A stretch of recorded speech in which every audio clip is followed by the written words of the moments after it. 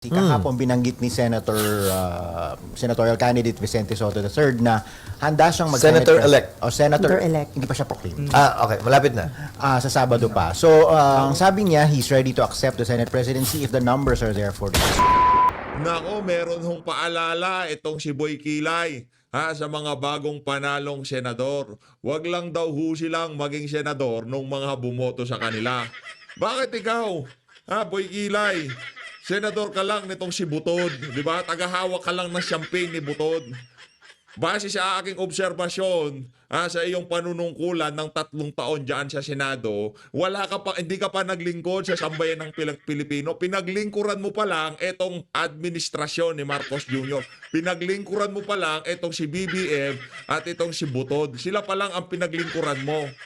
Diba? Kaya wala ho kayo sa lugar na paalalahanan ng mga bagong halal na senador na dapat paalala ko lang na hindi lang kayo senador ng mga bumoto sa inyo. Senador kayo ng bawat Pilipino. Loko-loko. At dito sa video na to mga kababayan, ika nga nila meron tong kasabihan na give credit where credit is due. Kaya itong ating CHED Secretary, CHED Secretary, sa ano ba to? Commission on Higher Education. Yun ba yun? Nakalimutan ko na yun, CHED. Teka lang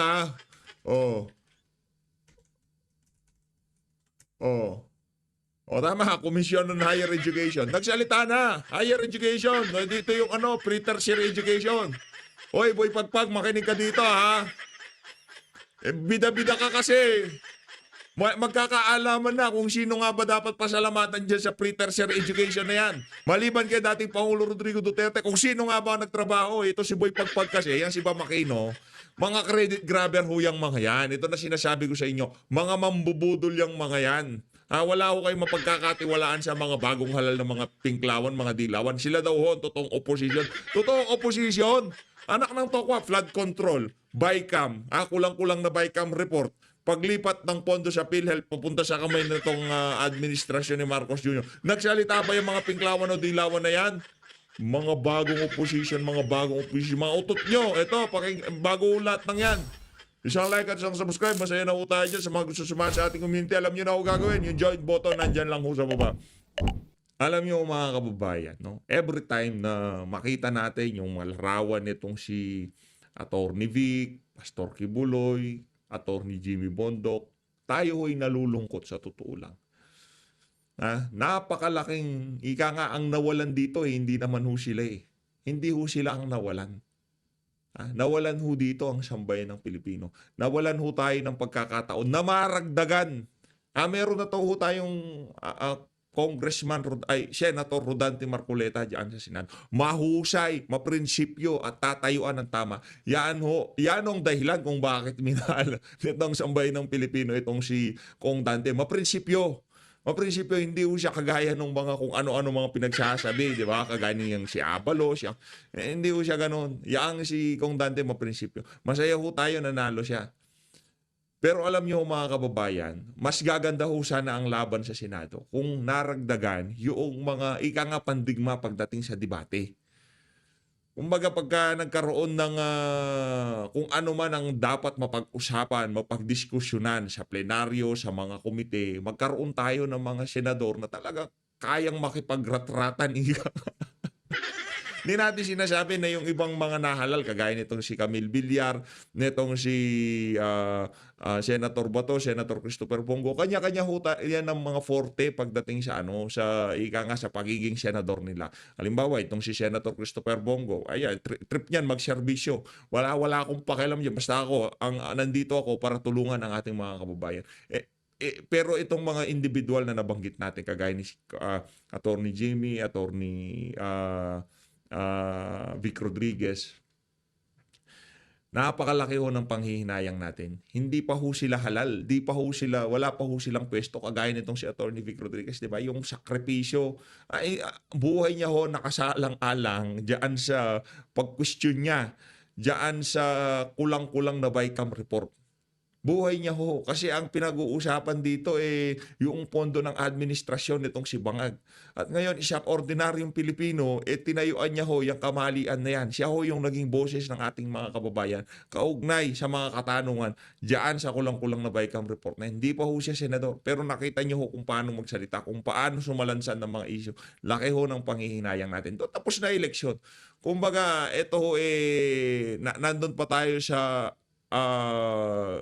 stage na kung saan talagang mabigat sa damdamin natin yung mga nangyari, naging resulta. Pero masaya tayo masaya tayo dahil yung mga kandidato natin, karamihan ay nakapasok naman o hindi naman karamihan.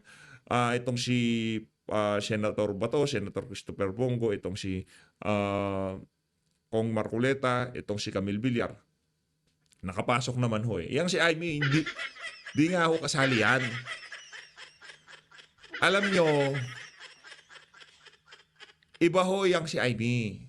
Yang pagiging senador niyan, iba yan. Kung ano man ang gawin niyan, problema niya na ho yan. Kapatid niya ho ang presidente, lahat ng kapalpakan na ginawa ng kapatid niya, hindi ho para dahil sinuportahan siya ng PDP o kaibigan siya ni VP Sara. Hindi ho, obligasyon niya ho yan bilang kapatid ni Marcos Jr. Kung ano man ang ginagawang kamalian ng kanyang kapatid, kung nakikita niya man ito o kung nakita niya ito nung panahon lang ng kampanya, wala ho tayo doon. Kapatid niya presidente, nagdudumilat ang mga ebidensya na talagang merong kapalpakan na ginagawa ang kanyang kapatid. Nasa sa kanya ho yan.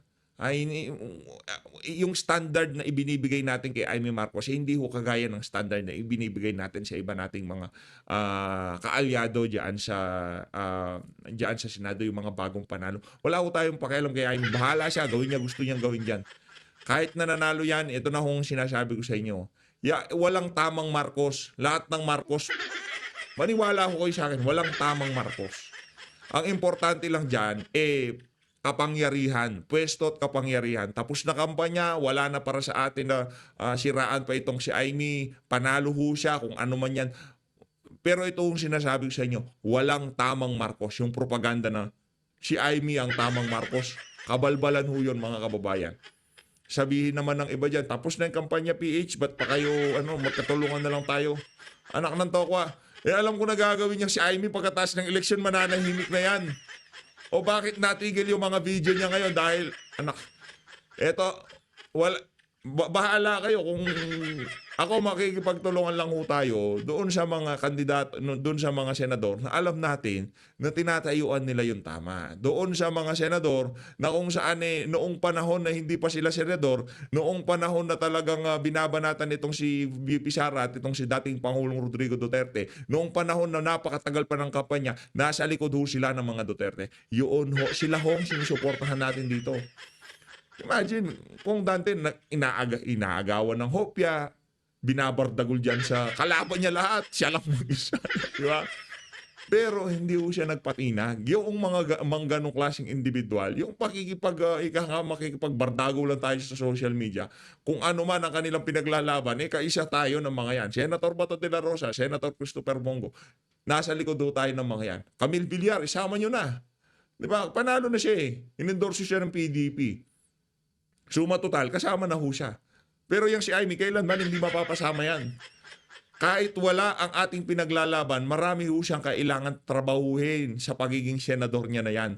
Sa problemang inihatid ng kanyang kapatid sa sambayan ng Pilipino, dapat di matulog yung mag-ali na yan. Pero nagulat ho tayo sa winaldas na pera nitong si Camille Villar at nitong si Amy Marcos. Talagang ika nga, yung kanilang perang winaldas dito sa eleksyon na to, talagang parang itinawid ho sila Billion ho mga kababayan. Billion ho ang winaldas. Anak ng toko. Laking pera. Nagulat ho tayo. tig-1 billion ho sila.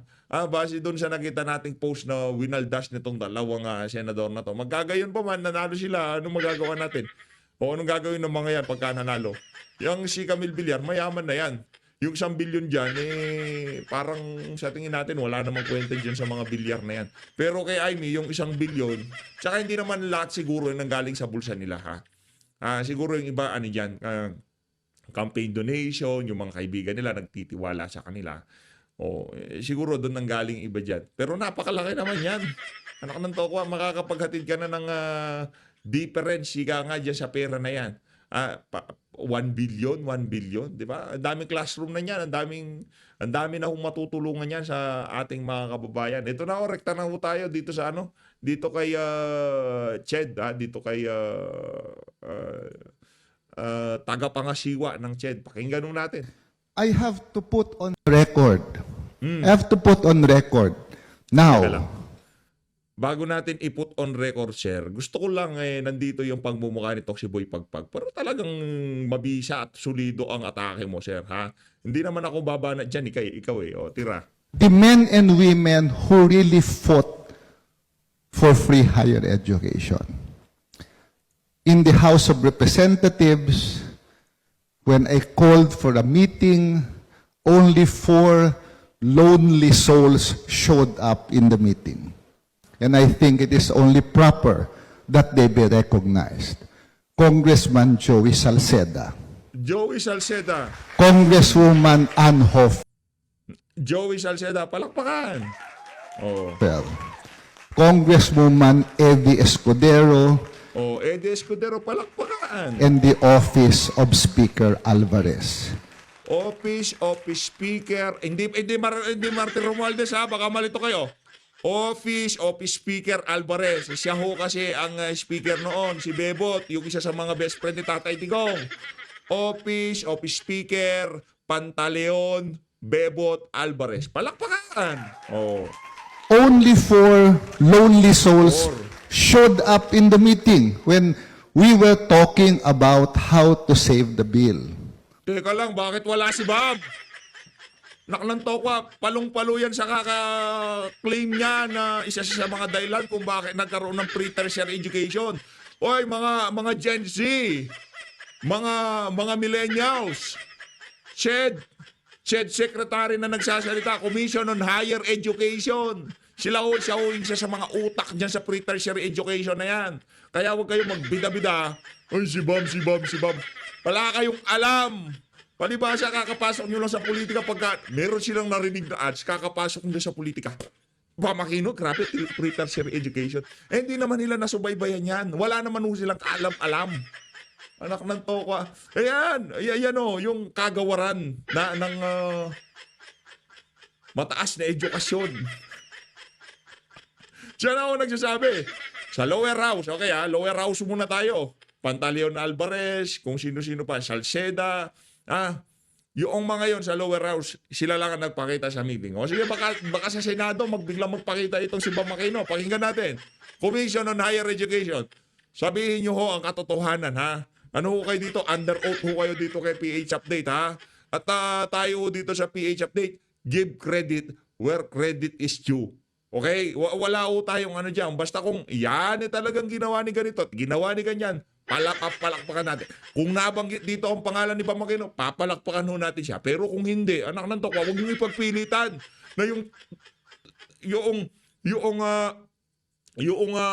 mga komersyal. Akala mo talaga ikaw akala mo hawak mo yung kamay ni PRRD at pinirmahan niya yung batas na yan. Langya ka, Boy Pagpag. Yan na nga ba sinasabi natin, huwag kang bida-bida. Bumenta na, nagamit mo na yung pre-tertiary education na yan, tumigil ka na. Anak ng tokwa, kung alam ko lang, inoras-oras kita ng panahon ng diba? Hindi, ano kayo trinabaho talaga kayo ng Comelec, naniwala ako kayo dyan. Imagine joke, no? ML Party List, yung kay, ang pangalan to, etong si Leila de Lima, bigla ako silang naging congressman. Ngayon, ang plano dito, itong dalawa na to, ipasok para maging prosecutor ng impeachment ni BP Sara. Di ba? Di ba? Di ba? Yun ang game plan dyan.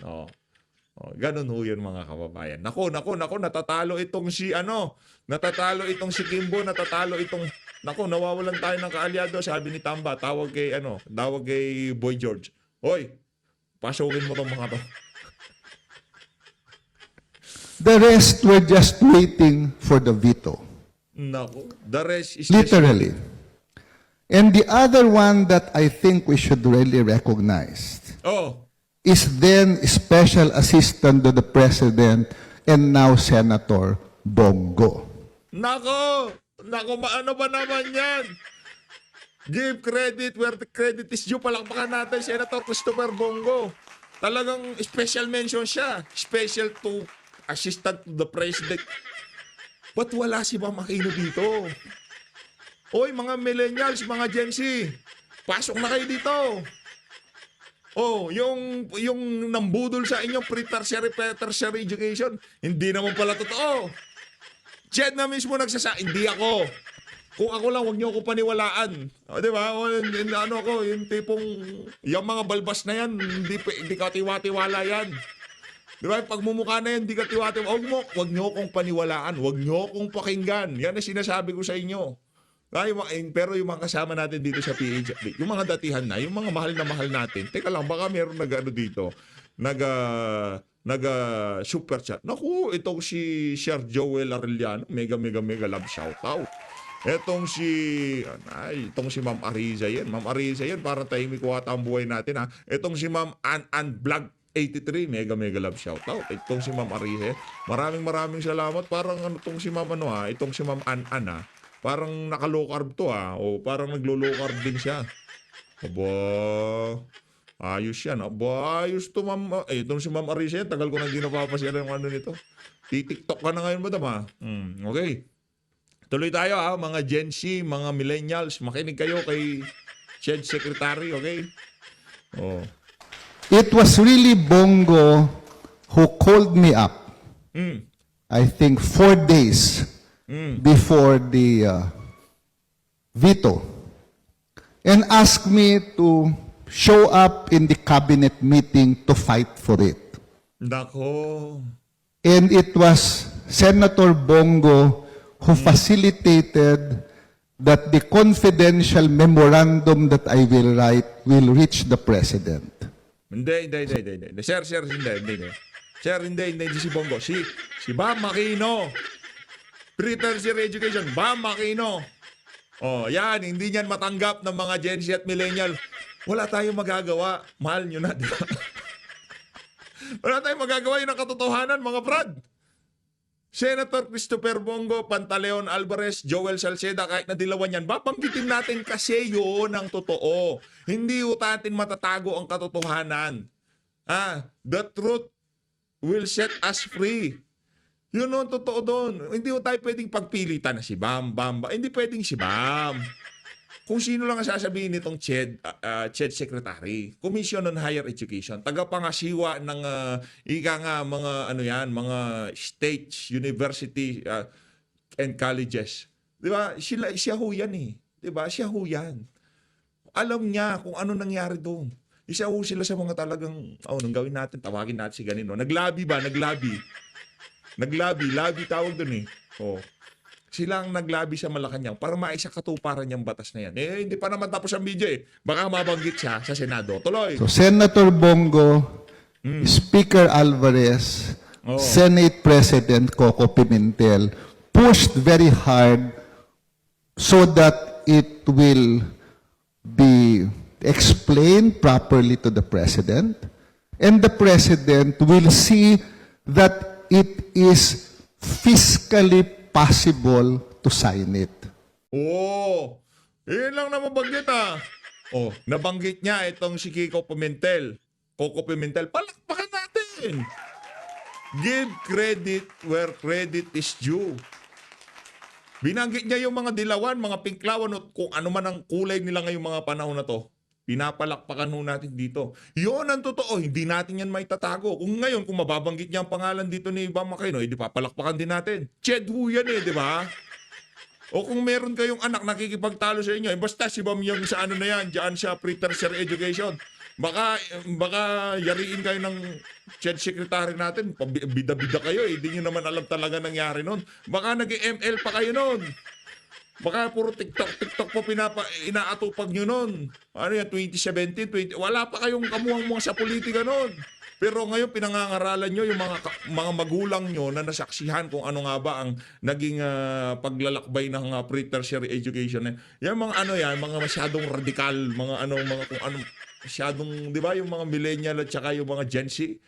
Wag ko kayong ganyan mag-isip kasi yan, paniwalaan nyo yung mga magulang nyo. Kayo, ang ginagawa nyo lang naman, humilata sa kama, maanong ulam, at makipag-date kung saan-saan. Tapos pag panahon ng eleksyon, nakala mo talaga meron ng naiambag. Anak ng tokwa, wag ganun. Hindi pwede yun.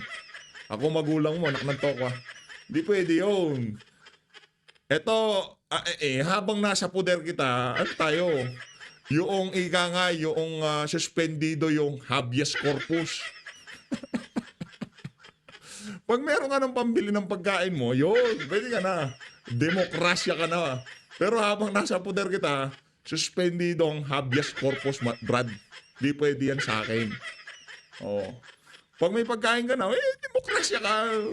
Bilhin mo gusto mo, boto mo yung... pero habang wala ka pang ambag sa bahay at wala ka pang ambag sa pamayanan, martial muna tayo.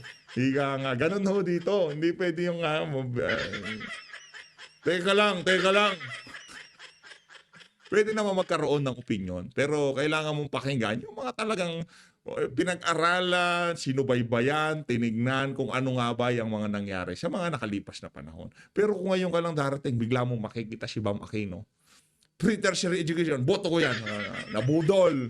Yan sinasabi ko sa inyo. Mga credit grabber, yung mga pinklawan, mga dilawan, kung ano man lalabas sa bunganga niyan, hindi mapagkakatiwalaan.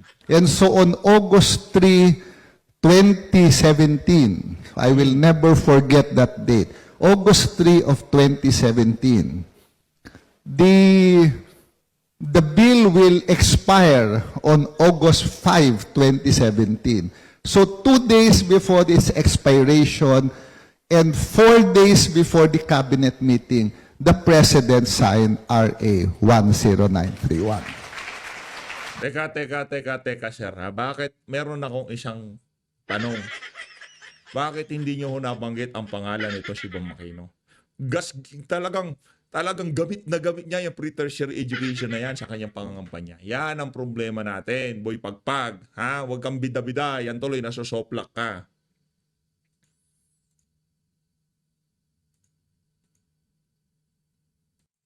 Ayun na nga mga kababayan, lipat na ho tayo dito kay Boy Kilay, dito kay Chis Escudero. Yung mga paalala niya sa mga bagong panalong senador, ito, pakinggan ho natin ito mga Report kababayan. as to the hiccups, as to the successes and failures, so that we can learn from it in the coming weeks. Pero offhand, binabati ko po sila, taos puso ako nagpapasalamat. Kaugnay ng halalan, nagpasyang sambayanan, panahon na para tumigil ang bangayan. Kaugnay ng halalan, panahon na para muling maghanap ng mga pwede natin pagkasunduan at pagtulungan. Seryoso, Brad, mula mismo sa'yo, tumigil ng bangayan. Anak ng toko, tumigil daw ang bangayan. Wala ka namang ginawa kundi magpakaaso sa Malacanang. Tumigil ang bangayan.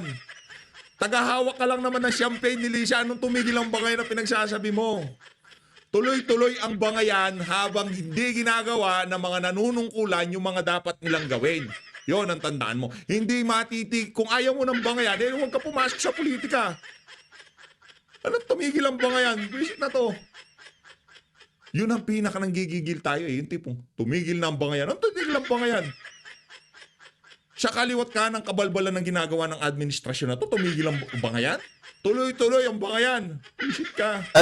Sana magsimula na ang paghilom at pinapaalalahanan ko ang mga nagwagi at nanalo na sila ay upo bilang senador, mayor, governor, konsehal, Brad, singhot ka muna. Walang yaka. Anong panghilom? Hanggat hindi na uuwi sa Pilipinas si dating Pangulong Rodrigo Duterte, ibulsa mo yung paghilom mo na yan. Ibulsa mo yung paghilom mo na yan. Anong paghilom na pinagsasabi mo? Anak ng tokwa, mga Marcos nga, 30 taon, hindi naghilom eh. Pinagpilitan na mailibing sa libingan ng mga bayaning ama nila. Anong hilom-hilom na pinagsasabi mo? Kami ilang buwan pa lang, gusto mo na maghilom kagad. Langya ka. Ito talagang si Boy Kilay. Brad, ayusin mo yung mga pinagsasabi mo sa mga interview mo. Baka tanggalin ko yung kilay mo na yan. Baka burahin ko yan ng ano. Ipalaser ko yan. Tattoo yan eh. Diba? Tattoo yung kilay mo na yan. Papalaser ko yung pagkana. Langya ka. Anong paghilom pinagsasabi nito? Yung presidente namin nasa The Hague, Netherlands. Di ba? pinadala siya doon na against sa kanyang kagustuhan, against sa mga kasalukuyang batas sa ating bansa. Tapos gusto mo maghilom kami? Pag pinatato ko yung mga kilay mo, yun ang maghihilom. Ay, pag pinalaser ko yung mga kilay mo, yun ang maghihilom. Doon ka pala maghihilom. Langya ka. Vokal kung ano man ng lahat ng kanilang nasasakupan o constituents at hindi lamang ng mga bumoto sa kanila, hindi lamang yung mga supporter nila ang dapat nilang pagsilbihan, kung hindi bawat Pilipinong hihingi ng kanilang tulong bilang Ba't ikaw pinagsisilbihan mo lang si Kokak, si Butod? Ba't siya lang pinanghahawak mo ng champagne? Bakit hindi sambay ng Pilipino? Bakit hindi mo pinaglilingkuran na sambay ng Pilipino? Ba't si Malacanang lang? Makapagsalita ka. Huwag mo kaming turuan doon sa mga bagay na hindi mo namang ginagawa, si Escudero. O yung bang kulang-kulang na BICAM report, yung bang pagpuna, pagtalima o sasalita kaugnay dyan sa kamalian na, na budget na yan, hindi pa pagserbisyo sa sambay ng Pilipino yan? Bakit imbis na punahin nyo, pinagtatakpan mo? Yun ba ang tinatawag mong paglilingkod sa sambay ng Pilipino? Papalaser ko talaga yung mga kilay mo na yan. Walang yaka. Mula nung nakilayan ka na ganyan, parang nasiraan ka ng ano. Di ba? Anong pinagsasabi nitong... ang mga halal na public officials ng ating bansa. Sir, ang sabi, laban daw ng Marcos at Duterte yung nakalipas na eleksyon. Sino sa tingin nyo ang nanalo, sino ang dihado, at meron po bang nag-benefit dito? Dun sa naging... Hindi ganun ang pagtingin ko. Hindi kulay politika ang nananalo kapag may matagumpay na halalan. Ang panalo ay ang ating mga kababayan, ang panalo ay ang ating bansa, ang panalo ay ang ating demokrasya. Dahil pinakita natin na pwede tayong magbangayan, mag-away, hindi magkasundo sa maraming bagay, pero kaya pa rin nating magdaos na isang mapayapang halalan kung saan pinapakinggan natin ang boses ng kada Pilipino. Pantay na boses ng kada Pilipino. Mas magaling ka man o hindi, mas mayaman ka man o hindi, mas maganda o gwapo ka man o hindi, tigi-tigisa tayo ng boto nung nagdaang halalan at yon ay pinakinggan at binilang ng ating sistema sa demokrasya. Sir, ang midterm election ay sinasabing referendum ng nakaupong administrasyon. Dito daw nakikita kung nasisiyahan ang taong bayan doon sa performance na nakaupong administrasyon. Considering po yung bilang na nanalo sa alyansa at kanilang ranking, indikasyon ba ito na hindi kontento yung publiko? Hahayaan ko ang Palasyo ang Malacanang sumagot sa katanungan yan dahil hindi ko tinuturing na barometro yan sa trabaho namin dito sa Senado. At Hindi. Anong barometro? Tagahawak ka ng... Ikaw ang pinaka-perfect na tao na sumagot dyan sa tanong na yan. Na kung ano bang nangyari dyan sa election na yan, base sa naging outcome, yung mga naging nakuwang boto ng mga administrasyon. Hindi, tagahawak ka ng champagne ni Lisa Brad. Hindi natin mababa. Yun yung katotohanan. Kaya ngayon, sabihin mo lang sa amin kung ano bang dyan, anong bang barometro o kung ano bang... Hindi ka makasagot-sagot. bilang tagapangulo ng Senado, yan lamang siguro ang kokomentaryohan at papasyahan ko. Pero ito yung parehong proseso na nagluklok sa Malacanang kay Pangulong Marcos. Proseso ng eleksyon. Ito rin yung proseso sa gitna ng kanyang administrasyon. Maganda man o hindi ang kanilang tingin dito, kaugnay sa kulay ng politika ang ginagamit nilang lente, para sa akin, nananatili ang mandato niya na manilbihan at magsilbi bilang Pangulo ng ating bansa hanggang bago magtanghalian ng June 30, 2028. Anumang pagkukulang, anumang pagkakamali, mahaba pa ang panahon, kalahati pa, para ito'y punuan, iwasto o ayusin. At gayon din sa ating ikalawang Pangulo at iba pang halal na dapat manilbihan hanggang bago magtanghalian ng June 30, 2028. Kabilang na ako doon. So sir, too early for former presidential spokesperson Harry Roque to say na lame duck president na ang Pangulo. Hindi ko tinitingnan ng mga bagay-bagay ng lame duck o malakas na duck. Ano bang opposite ng lame? Ano? hindi duck ang ginagamit kong panalmingan, ika nga o lente, para tingnan ng mga bagay-bagay na ito. Nakikita ko sa nagdaang halalan, matagumpay na naidaos natin ang isang mapayapang proseso para palitan ang ating Ikaw naman, Senator Chis Escudero, kaya kailangan ka ng palitan nitong si Kong Dante, di ba? Kailangan ka ng palitan, Brad. Kailangan na mapalitan ng pamunuan dyan sa Senado. Wala kang kakwenta-kwenta. Ikaw ang pinakawalang kwentang Senate President. Sa iyo nangyari lahat, sa pagbabantay mo nangyari, karamihan ng mga talagang napakatinding kapalpakan dyan sa Senado, sa totoo lang.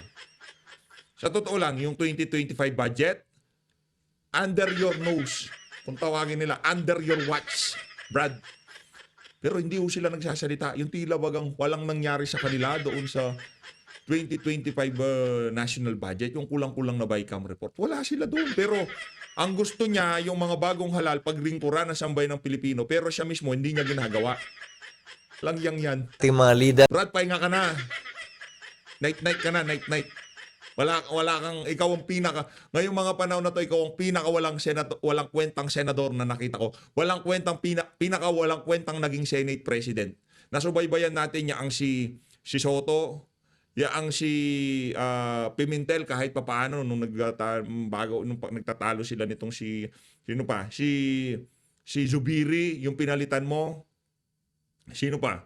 Pagkatapos nitong pagkatapos nitong si Soto, si Pimentel, nasubaybayan natin ang mga Senate President na yan. Pero kayo ho ang pinakawalang kwenta. Kayo ho ang pinakadumila sa puwet ng asawa ng presidente. Kayo lang nakita ko. Si Soto, si Pimentel, di ko nakitang dinilaan nila yung tumbong nitong si Ma'am Hanilet o kung sino man yung si Senator Christopher Bong. Wala kami nakitang ganon. Naging independent ang Senado. Pero sa inyo, nakita namin, ang Senado, naging utusan ng Malacanang. Sang-ayon sa ating sistema ng demokrasya. Yun lamang ang pananaw ko sa nagdaang eleksyon. Pero dapat ito maging challenge, sir, sa Administrasyong Marcos, yung naging result ng particularly senatorial elections. Hindi hamon ang gagamitin kong salita. Dapat maging gabay ito siguro. Hindi hamon. Gabay sa mga susunod na dapat at pwede nilang gawin. Gabay sa mga dapat nilang punuan kung meron man. Gabay sa mga dapat iwasto kung meron man. Sir, ngayong klaro na kung ano yung magiging bagong composition ng Congress sa ilalim ng 20th Congress, may nagsasabi na lalakas daw ang tsansa ni BP na ma-acquit sa impeachment.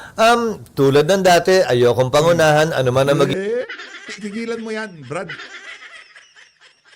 Yung mga excuse mo, kung si Marcos Jr., lame duck na siya, yung mga excuse mo naman, napaka-lame. Ayaw pangunahan. Alam nyo na hindi natuloy ang impeachment ni VP. Dahil pag make or break yan Pag nagkamali yung mga bumoto dyan at hindi na-acquit si VP Sara, naku, may kalalagyan kayo lahat. Pero kayo yung pinakakumbaga sa mga mayayari. Kayo yung pinakakumbaga hindi masyadong tatamaan Pinakatatamaan talaga dito, alam nyo kung sino? Alam nyo naman kung sino yung mga pinakatatamaan kung sakaling hindi ma-impeach si VP Sara. At malugod nating tatanggapin kung ano mang gustong gawin ni VP Sara doon sa mga nagwalang hiya dito kay dating Pangulong Rodrigo Duterte. Doon sa mga taong hindi nila sinunod ang ating saligang batas. Yung mga taong ninakaw nila ang pera ng sambayan ng Pilipino. Yung mga taong talagang masyadong nalasing sa kapangyarihan dito sa kasalukuyang administrasyon na to.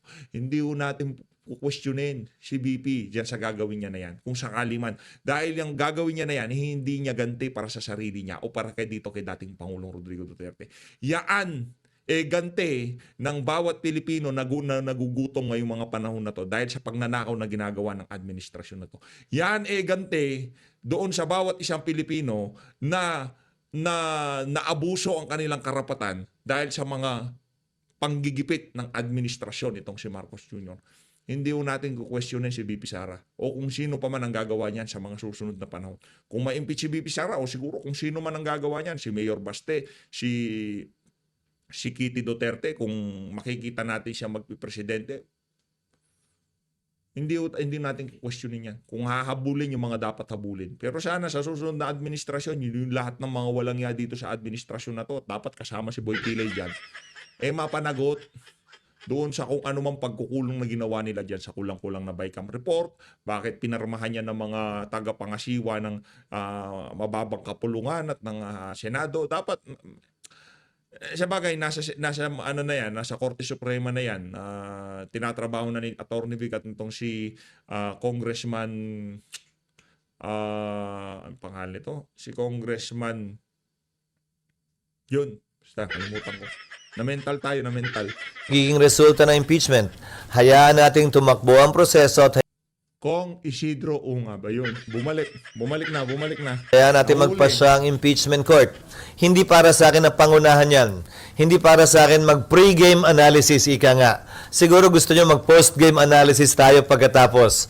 Pero anumang pre-game analysis, maaaring mainterpreta na panguhusga ng niwala pang napipresenta o nakikitang ebidensya ang mga uupo bilang hurado. Pero ano po yung nakikita nyo magiging sitwasyon dito sa Senate?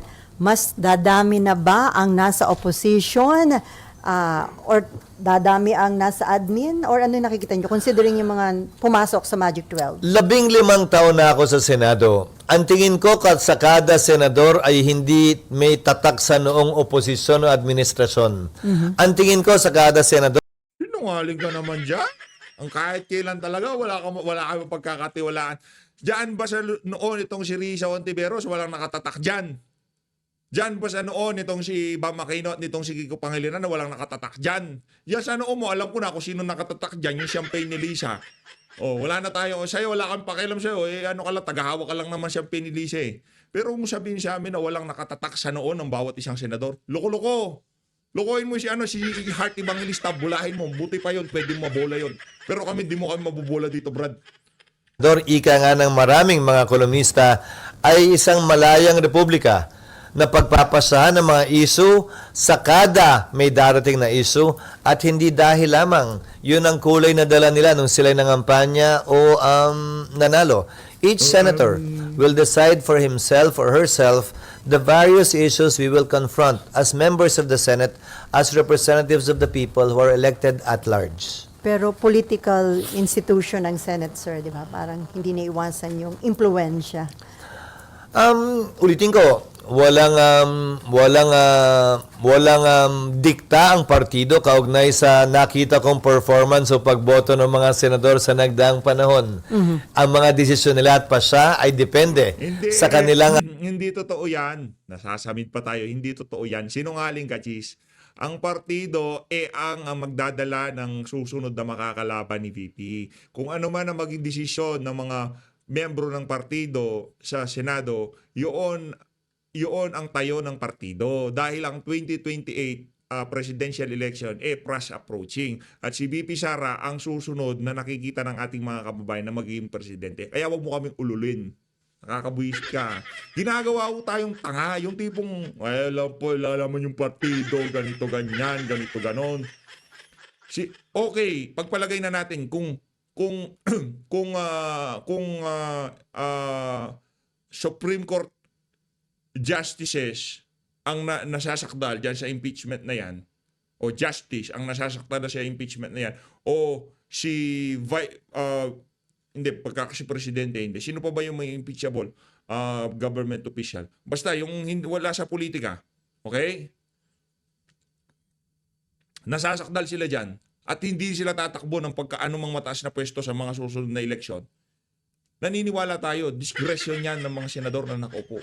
Pero pagka pinag-uusapan dito, future President of the Philippines, wag mo sabihin ng partido, walang kinalaman. Wag mo kaming ungguin dito. Ikaw naman, Chis, ginagawa mo naman mga tanga yung mga mga Pilipino. Huwag ganun. Kakausap yan. personal na pananaw at desisyon at hindi dinidiktahan ng partido. Okay, before RG, so sir, how about the Senate leadership? Ano yung nakikita? Mananatili kang Senate President o pwedeng magkaroon ng pagbabago sa Senate leadership? Katatapos lang ng eleksyon at bangayan at ingay, sisimulan nyo na naman agad. Palipasin nyo naman. Ala na, Brad. Aalis ka na. Ano sabi ko sa'yo? Night na. Kasi papahinga ka na. Sa ayaw at sa gusto mo, papahinga ka, Brad. Ikaw ang pinakawalang kwentang naging Senate President ng Pilipinas. Yan ang tandaan mo. Ikaw ang pinakawalang kwentang naging Senate President. Sa totoo lang. Nasubaybayan ho natin yung mga Senate President kahit papaano tumatayo sila sa Malacanang. Yung si Soto, naku, angas yan nung si Tatay Digong pa. Hindi ka mapapakontrol kung independent na Senado. Pero ito, tagahawak ng champagne ni Lisa. Night-night na Brad. Kumbaga sa dito sa mga susunod na kabanata, hindi na makokontrol ni Lisa yung kung ano man mangyayaring kaganapan dyan. Lisa, isa na lang siyang ordinaryong Pilipino sa mga susunod na panahon. Tanggapin mo na yon. Babay na. Maraming qualify. Maraming overqualify ngayon iba dyan. Kagaya nitong si Kong Dante. Qualify ho siya dyan. Maging bagong Senate President. At base sa naririnig nating sa social media, sa tingin ko, makakakuha ng boto itong si Kong Dante. Iba tong itong si Congressman Rodante Marcoleta. Magkakaroon siya ng mahusay ho kasi. Mahusay sa totoo lang. Kaya para sa mga re-electionist dyan, pagka sa 2028, pagka alam na natin, di ba? Pagka yung mga kaibigan ni Kong Dante, yung mga nagsabi sa mga kababayan natin, sinabi ni Kong Dante, yang si boto nyo yan. Makakatulong yan sa sambay ng Pilipino. Papaniwalaan namin Kong Dante yan eh. Alam nyo na, syempre, di ba? Tapusin muna natin itong kongresong to. May 2 pa kaming linggo na marami pa kaming inaasahang mapapasa at maihahabol na mga panukalang batas. Kung curious man lang kayo doon, pwede niyong tanungin din. Kung hindi, okay lang din. Pero, Itatanong namin later. doon muna kami nakatutok. At hindi yung parating na kongreso. Okay, RG. Balikan ko lang yung, kasi May babalikan ka pa ron? Yes, outside of the impeachment process, syempre, Bakit tayo allergic ka sa impeachment, Brad? Anak ng toka. Kaya wala kang... Tapusin. Talagang... may mga natural allies based on the personalities and the principles of the incoming 20th Congress Senator. So, ano sa tingin mo yung magiging itsura? Sino-sino sa tingin mo yung mga magkakasama based on their natural alliances, based on their natural principles? I will not prejudge nor predispose what each senator elected or already serving would be doing once the impeachment court convenes. Suffice it to say that I expect it to be lively and vibrant, given that we have 3 new lawyers entering the Senate. And that is a valuable addition to any impeachment trial insofar as enriching the discussion and enlightening not only our people but fellow members of the Senate in their function as an impeachment judge. But outside the impeachment trial, paano yung natural alliances na nakikita mo?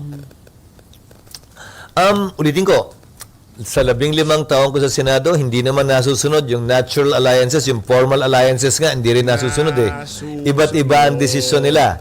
Kabilang na halimbawa dito yung pagkakahalal ko bilang Senate President na hindi naman sinunod yung mga partido, hindi ba? Okay, binanggit. Hindi pa lame duck noon yung administrasyon. Kung sino pa ang gusto maging Senate President. Brad, wag mo kami paikot-ikutin ha. No, nahalal ka bilang Senate President dahil makapangyarihan pa si Kokak noon, si Marcos Jr. Kung sinong gusto niya maging Senate President, pwede. Lame duck na nga siya eh. Paano siya naging lame duck? Babagsak ulit ho tayo doon kung sino-sino yung mga nanalo. Lahat ng ang tawag dito, ano ba yung partido nitong si Partido Federal, yung mga naglipatang mga individual doon, talo lahat. Huwag mo sabihin na yung iba yun. Iba yung unang bahagi ng termino ng presidente at panghuling kalagitnaan. Diyan nagbabago yung dynamics ng politika. Huwag mo sabihin siya, ikaw naman oo. Iba yan. Huwag mo kami lokohin. Malaking factor doon sa pagkakahalal mo yung impluwensya ng Malacanang. Pero dito sa na to, kung sino man ang iluluklok nilang bagong Senate President, nakaukol yan kung sino yung nakikita nila na makakatulong dun sa mga boboto sa kanilang mga kandidatura, sa mga re-election sa 2028. Ano yan, bulahan na naman yan. Wag kayong maniwala dyan kay Boy Kilay. Kung si Heart Evangelista, nabola mo, Brad. Ibahin mo to, di na love life to, Brad. Ganun din, sa maraming bagay nakakaharapin ng sino mang senador. Kada senador magpapasya individually base sa kanyang prinsipyo, paniniwala at pananaw. Binanggit mo na yung Senate presidency. Kahapon binanggit ni Senatorial candidate Vicente Soto III na handa siyang Senator-elect. Senator-elect. Hindi pa siya proclaim. Okay, malapit na. Sa Sabado pa. So, ang sabi niya, he's ready to accept the Senate presidency if the numbers are there for it. So, do you think there will be a contest? I think the same statement will apply to almost all the senators. Kahit naman sa akin nun, bago ko inisip man lang o pinangarap, hindi ko nga pinangarap na maging Senate President. Sino man namin numero, Hindi mo pinangarap, kaso ikaw ang pinili. Bakit ikaw ang pinili? Ikaw ang handang tumanggap doon sa mga maruruming trabaho na pwedeng ipatrabaho ng Malacanang kung sino man ang Senate President. Kagaya ng kulang-kulang na BICAM report, pag sinabi ni Lisa na manahimik ka, Brad. dapat tanggapin niya yung responsibilidad at yung hamon na yon kung nasa kanya ang tiwala ng mas nakararaming senador. Okay, sir. Given the results of the election, ano yung major issues na haharapin ng Senate in the 20th Congress? So, there's, of course, obviously, there's the impeachment. Ano pa? Well, there's the impeachment against the Vice President. An impeachment case was filed against the President, which is pending in the House. I don't know how that will be resolved in the coming weeks and or days. Nandyan yung mga panukalang batas na hindi namin mapapasa sa susunod na 2 linggo na kailangan pa rin bigyan ng pansin at tutukan sa susunod na 3 taon.